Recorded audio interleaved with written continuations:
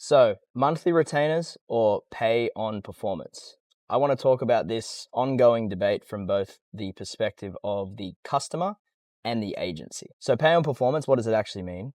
Typically, it could mean paying on a percentage of revenue, meaning you close a deal and it's $100,000 and you get paid 10, 20, whatever percent, right? Second, it could mean pay on the success of a meeting. So, you book a meeting with the customer's prospect, they hold the meeting, you get paid a fee.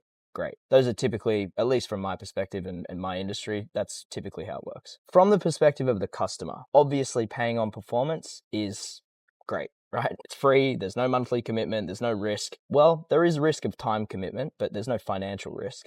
There's literally only upside. So you could get a whole bunch of meetings booked, you could get a whole bunch of deals closed. Great, perfect, only upside. Now, from the perspective of the agency, they're paying staff members, they are taking time, there's technology costs associated with booking meetings and data and all this sort of stuff. There is potential upside, but there's quite a lot of risk there for the agency to take on a client with no monthly fee and say, I'm going to go get you customers or go get you meetings. I'm not saying it doesn't work. I'm saying it depends which industry you're servicing. So for established businesses, brand recognition's a thing. You can go and sell your technology fairly easy because people come into a conversation knowing who you are. Microsoft, Google, Fortinet, etc., right? When it comes to startups, that's where it gets a little bit more tricky. There's no brand recognition. The space might be completely new. Customers don't fully understand what they're purchasing, so they have to be educated the whole time. So the reseller model doesn't exist in startups as far as I know. Whereas if you're reselling, established brands and old technology that people know and trust, then the reseller model definitely does exist. I worked for one in Australia. So I'm coming at it from the angle of startups where high risk, 90% of them fail. I've been offered, we'll give you $50,000 on every close you get from startups. Now, in my head, I know how much energy goes into closing a 6-figure startup deal. Anywhere from 3 months, absolute best case scenario, more realistically, more like 9 months.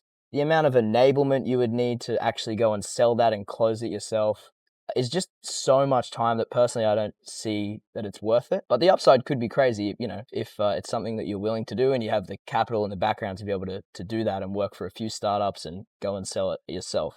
So from the perspective of the customer, the amount of time you would need to spend enabling a person to go and to sell your product, think about hiring an account executive.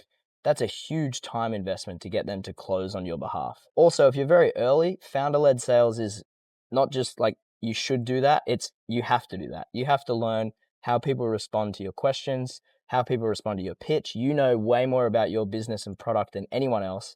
At the beginning, it should be founder-led. I would not outsource it. You can outsource lead generation, that's fine, but outsourcing closing at the very, very, very beginning, probably not a good idea. Also, when you pay an agency a monthly fee, you have their commitment. They now have to deliver something on your behalf and they're tied to that. Otherwise, you're losing money and they don't want a bad customer review, right?